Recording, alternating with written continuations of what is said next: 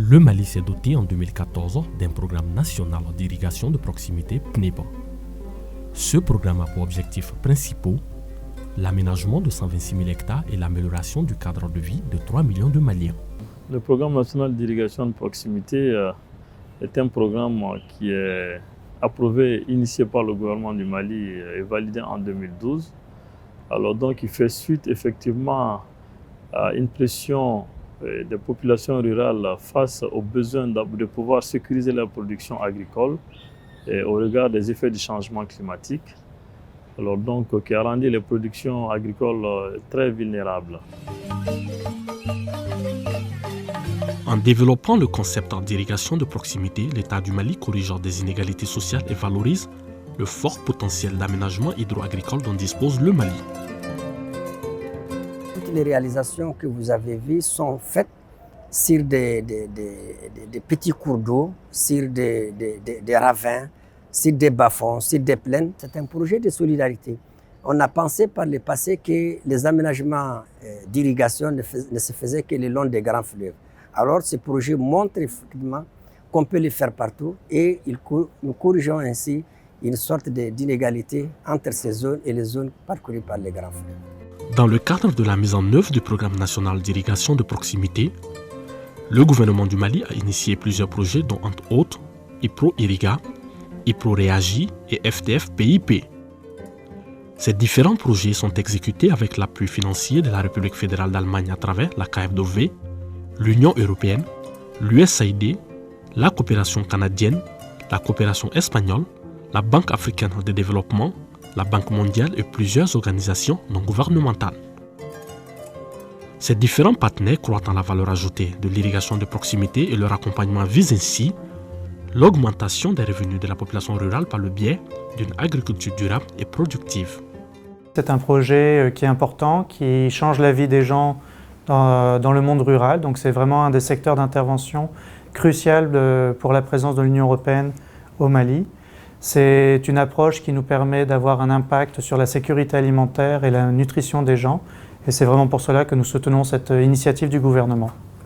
La mise en œuvre s'est faite avec beaucoup de participation de la population locale et justement de les intégrer dès le début, qu'ils participent dans tous les travaux, qu'ils apprennent en même temps comment on fait le maintien et comment après on fait les réparations. Ça fait partie du concept, c'est la base pour la pérennité. Nous, on a voulu participer au programme national d'irrigation de proximité pour plusieurs raisons. La première raison, c'est qu'on est vraiment concerné par la réduction de la pauvreté. Dans ce secteur de développement rural, on cherche plusieurs choses. La première chose, c'est d'améliorer l'agriculture pour que les conditions de vie soient meilleures pour les femmes et les hommes qui travaillent dans ce secteur, alléger les façons de travailler. Mais aussi, dans ce programme, c'est d'avoir donné un accès plus équitable et plus important à l'eau. Le Canada s'attaque à des systèmes traditionnels agricoles qui sont dysfonctionnels.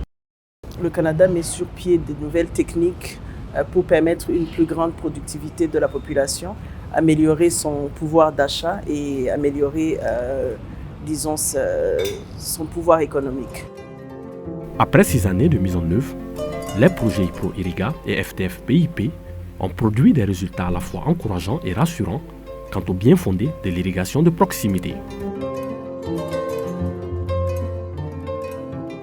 Ici, à Dialakoro, un village situé dans la commune rurale de Kéléa, dans le secteur de Bourgni, le micro-barrage a été réhabilité. La vie de la population locale a changé depuis lors. Toutes les femmes du village cultivent dorénavant. Les jeunes disposent de plus de 40 hectares pour l'exploitation de bananes.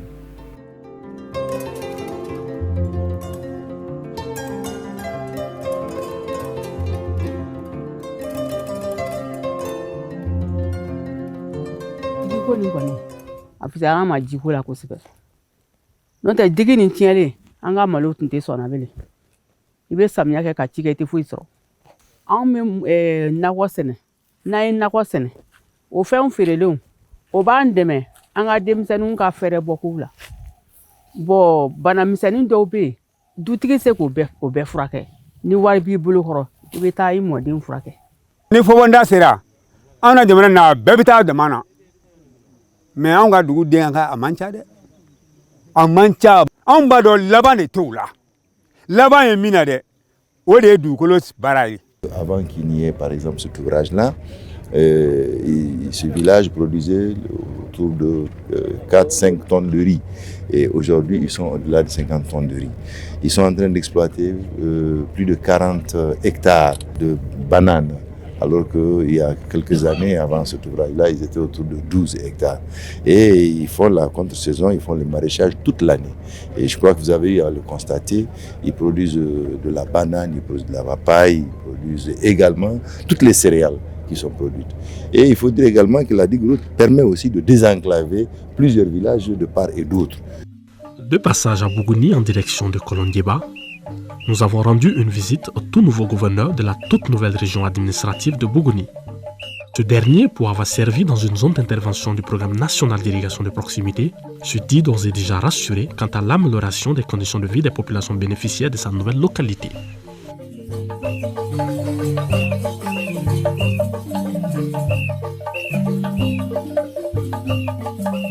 Après un peu plus de 2 heures de route, nous sommes à Djissan, dans la circonscription de Mena, une commune située dans le cercle de Kolondiéba, dans la région de Sikasso. Le village de Djissan a bénéficié de l'aménagement de 4 km de pistes rurales et de la construction des magasins de stockage pour les produits alimentaires. Ces nouvelles infrastructures améliorent les conditions sanitaires de la population et facilitent l'évacuation des produits de consommation.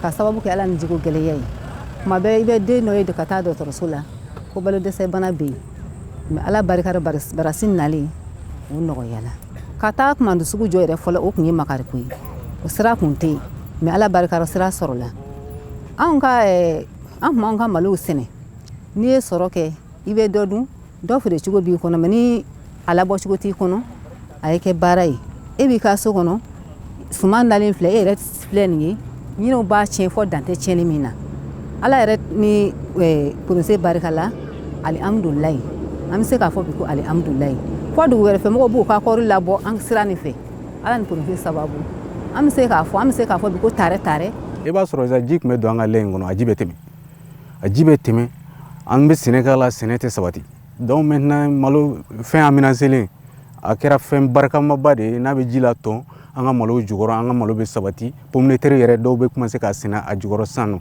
a bɛ sabati vraiment a hɛrɛ tɛ se ka fɔ ka ban wa n'an y'o sɛnɛ fana o mara yɔrɔ ɲuman b'an bolo magasin jɔra ka ban magasin fanga yɛrɛ bɛ se ka tɔni 60 fɔ ka yɛlɛ o sanfɛ a bɛ se k'o ta vraiment nin hɛrɛ a tɛ se ka fɔ ka ban ni dugu in ni CSCOM cɛ a tɛ tɛmɛ ça fait 5 km kan mais n'a fɔra muso ka tin wulila maɲumako kun don ka taa CSCOM na mais bi alhamdulillah sira filɛ a ye facilité don an ka kɛnɛya yɛrɛ la ne bɛ se k'o fɔ.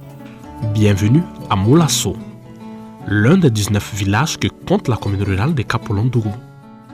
Les 3000 habitants de cette localité se réjouissent tout d'abord du changement de leur régime alimentaire depuis la construction du barrage, ensuite de la disponibilité constante des aliments pour le bétail et enfin des nouvelles techniques de culture apprises dans le cadre du volet formation du projet IPRO-IRIGA.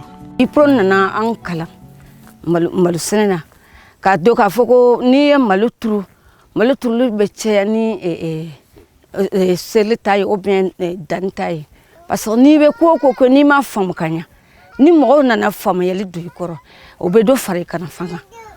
Projet nana anw dɛmɛ ni pomme de terre si ye n'o tɛ anw yɛrɛ tun tɛ pomme de terre si dɔn an caman ye pomme de terre sun dɔn baraji de nalen kosɔn donc baraji de nana ni pomme de terre y'a Moulasso.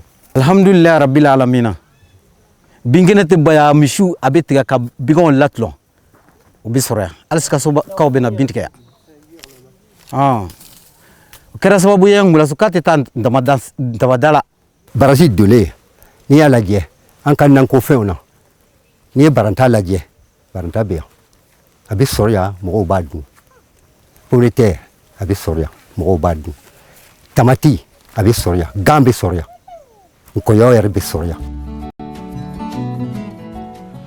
Dans la commune rurale de Kadjolo, dans le cercle de Sikasso, 22 villages se côtoient pour une population estimée à près de 70 000 âmes.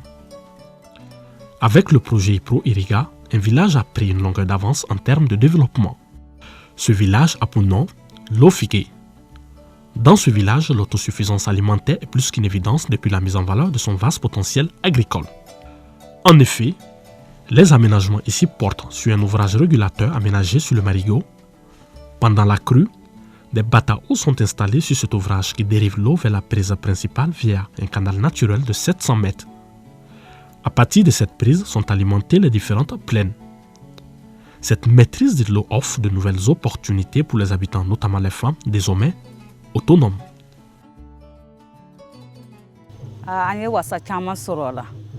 Ne bɛ hectare 2000 sɛnɛ mais nɔgɔ bɔrɔ 2 n bɔ dɔ la a sɔrɔ barasi kun tɛ yan n bɛ bɔrɔ malo na ni malo tigɛla ni y'a gasi bɔrɔ 10 o de bɛ sɔrɔ mais barasi dolen na ni ye hectare 2000 sɛnɛ n bɛ nɔgɔ bɔrɔ 2 dɔ a la n bɛ bɔrɔ 21 sɔrɔ a la. barasi min nati anw fɛ a ye nafa caman le na fɔlɔ an bɛ malo sɔrɔ ni an ye malo kan an bɛ pomme de terre sɛnɛ. A tɛ mɛn aw yɛrɛ bɛna taa pomme de terre place ye irrigation pro irrigation nana ni pomme dɔ ye ni an ye malo tigɛ an bɛ pomme de terre sɛnɛ ni pomme de terre ma di i bɛ se ka fɛn wɛrɛ sɛnɛ o ye nafa dɔ ye nafa sabanan an bɛ jɛgɛ fana minɛ barasi la yan an b'o wari don comité kɛsu kɔnɔ an kɛlen bɛ ka comité sigi. Dans une zone où tout le monde est agriculteur, la priorité c'est l'autosuffisance alimentaire. Avec l'aménagement là, on va faire un excédent qui va nous procurer de l'argent. Et avec cet argent, ça va améliorer notre pouvoir de santé, de maintenance de la santé. Donc, bref, cet aménagement améliore vraiment notre cadre de vie. Dans tous les domaines. Dans le cadre du programme IPRO Irriga, qui moi je pense désormais est un projet de solidarité. Parce que c'est un projet qui permet d'apporter l'eau aux populations, aux collectivités et les mettre en activité.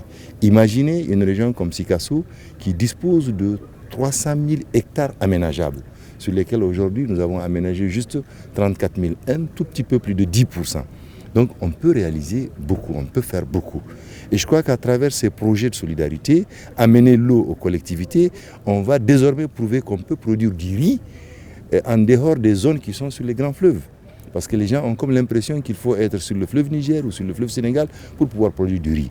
Alors qu'on peut en produire ici. La preuve, c'est que à Lofigué ici, on produit désormais du riz sur 367 hectares. À partir de ce barrage que nous venons en ce moment de remettre. Et désormais, il est à la disposition des collectivités qui vont l'exploiter à travers un comité de gestion. En Peignesso, 3 micro-barrages hydro-agricoles ont été aménagés. Pour la campagne en cours, 170 hectares ont été exploités par 200 producteurs, dont 198 femmes.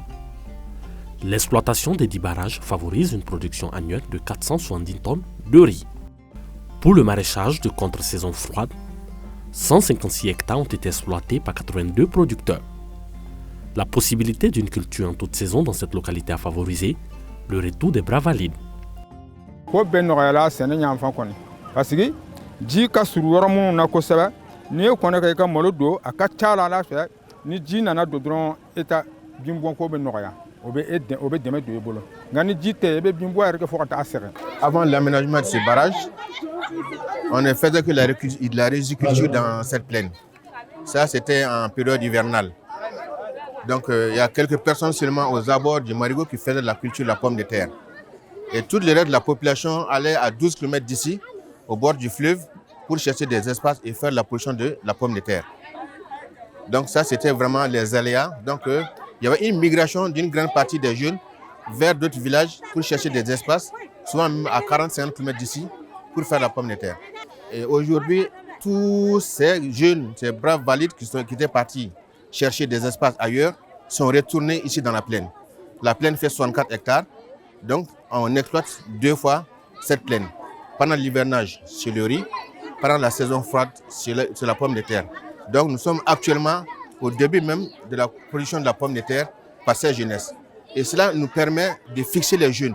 Ça permet aux jeunes de ne plus partir à l'exode, de rester ici, pendant les 3 premiers mois de l'année, faire la pomme de terre et gagner leur vie et rester quand même dans leur village.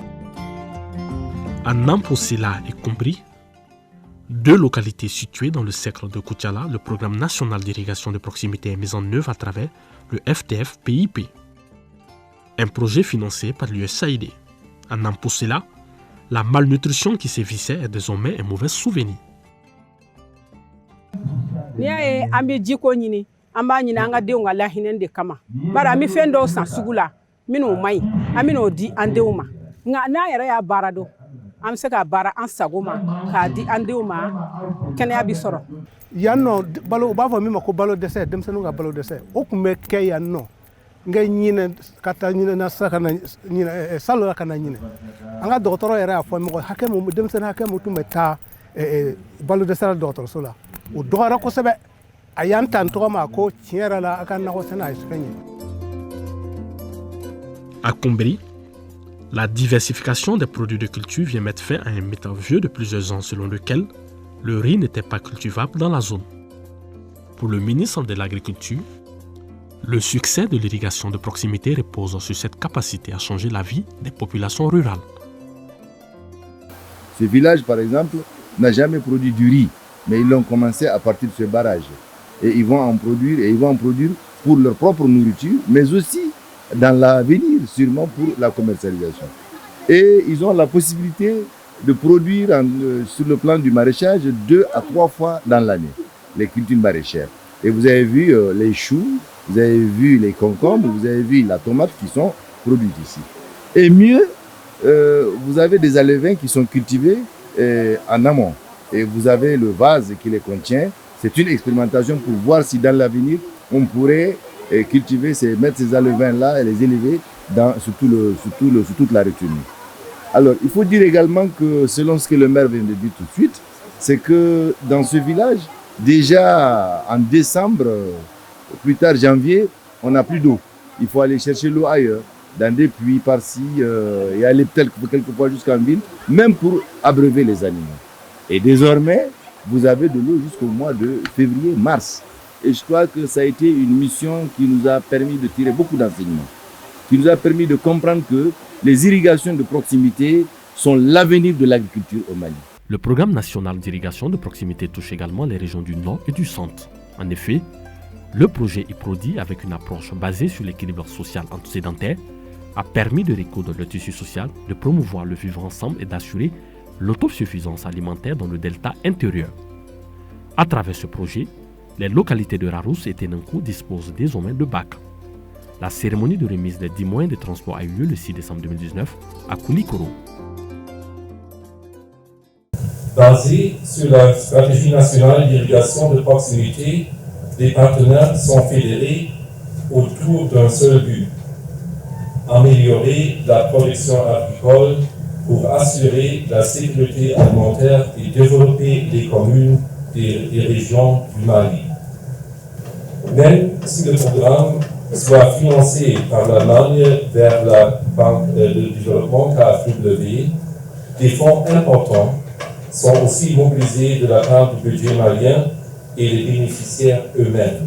Ça fait juste 7 mois que je suis à la tête du département de l'agriculture et imaginez que ça fait déjà 2 grandes cérémonies que je vis avec nos amis allemands. Dans le cadre de Ibro Agir toujours, je suis allé dans les régions de Mopti et Tombouctou, où avec encore l'Allemagne, toujours l'Allemagne, nous avons apporté d'énormes appuis au monde paysan. Après toute l'assistance technique, après tous les fonds mis à disposition, des machines, des motopompes de grande valeur, de grande capacité ont été mises à disposition. J'ai encore la photo, sinon les images de ces beaux jours dans ma tête. Soyez-en remerciés, très chers amis. Là également, c'était au bord du Niger, dans le delta intérieur. Encore au bord du Niger, à Tombouctou. Aujourd'hui encore au bord du Niger, à Koulikoro. Le programme national d'irrigation de proximité a une valeur ajoutée considérable dans le développement des zones rurales. Au-delà des ouvrages aménagés au bénéfice des populations, ils ont le mérite de préparer les bénéficiaires à l'autogestion des barrages tout en leur dotant de connaissances pratiques sur l'utilisation de l'eau, la maintenance des barrages et les bonnes pratiques agricoles. Nous avons 53 000 hectares aujourd'hui qui sont dominés par 1500 aménagements de proximité déjà réalisés sur toute l'étendue du territoire. En termes de résultats, a priori, le PNIP n'est pas en fait un programme qui est doté d'un financement global pour les 126 000 hectares. Comme je dis, c'est un cadre fédérateur où nous capitalisons les résultats des ONG, des projets, les résultats du financement propre de l'État et même des résultats des privés. Donc sur la base de ce cumul, nous pouvons dire que le résultat acquis aujourd'hui est plutôt salutaire. Mais notre objectif, c'est d'avoir les 126 000 hectares au bout de 10 années. C'est une des valeurs ajoutées de ce projet, c'est le rôle important qui est joué par le gouvernement, qui est vraiment à la tête de tout le processus de mise en place, de suivi, de contrôle. Et donc c'est quelque chose qui nous intéresse aussi. Nous ne souhaitons pas, en tant qu'Union européenne, faire des projets au milieu de nulle part, sans contrôle, sans suivi. Nous sommes au Mali en partenariat étroit avec le gouvernement. Et donc pour nous, c'est une valeur ajoutée d'avoir cette importance du rôle du gouvernement. Nous sommes satisfaits des résultats qu'on a actuellement, mais tout en sachant qu'il faut progresser. Les crises nous affectent, bien entendu, et il ne faut pas oublier aussi la dimension des conflits. Donc oui, la gouvernance est un sujet, un aspect important de ce projet, mais il faut la prendre dans le contexte de l'ensemble de ces facteurs externes qui affectent en fait notre projet.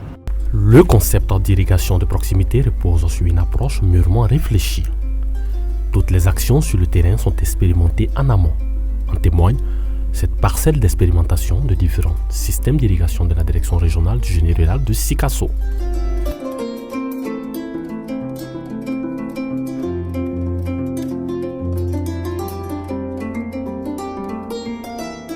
À ce jour, 3000 demandes d'aménagement hydro-agricole et 800 demandes connexes en pistes rurales, magasins et aires d'abattage sont enregistrées et attendent d'être prises en compte. Nous sommes déjà dans la perspective de programmer un PNIP 2, c'est-à-dire un programme national d'irrigation de proximité 2. Et pour cela, nous allons préparer une note technique que nous allons donner au ministre et pour envisager l'organisation, peut-être pas d'une table ronde des bailleurs de fonds, mais d'un forum de haut niveau pour amener les bailleurs de fonds. Parce qu'un des succès de ce projet est dû au fait qu'il se passe dans le cadre d'une coopération déléguée avec la KfW. Et nous avons pris un engagement ferme et à tous les niveaux. Et cet engagement, c'est ça notre mission en fait. C'est ce que le chef de l'État nous a confié. Faites en sorte que l'agriculture malienne puisse mettre fin à l'insécurité alimentaire et nous apporter la souveraineté alimentaire, donc l'indépendance du citoyen. Donc je crois que les partenaires l'ont compris. Nous allons continuer à échanger et je pense que ce programme, il va continuer. Pour le futur, oui, au plaisir de continuer notre engagement avec d'autres bailleurs pour avoir encore plus d'efficacité dans les processus, la localisation des différentes mesures, mais aussi des synergies en mise en œuvre et tout cela. C'est sûr qu'il y a des résultats qui sont positifs et qui sont encourageants, mais il y a quand même encore beaucoup de travail à faire, entre autres au niveau de l'appui institutionnel des agences du gouvernement du Mali, comme la DNA, comme la DNGR, au niveau régional. Sur une prévision de 17% dans le cadre du programme gouvernemental d'aménagement de 126 000 hectares d'ici 2022, le programme national d'irrigation de proximité capitalise aujourd'hui un taux de réalisation de 43%. Une performance perceptible sur le terrain et qui justifie à plus d'un titre la poursuite de cette initiative qui transforme positivement nos zones rurales.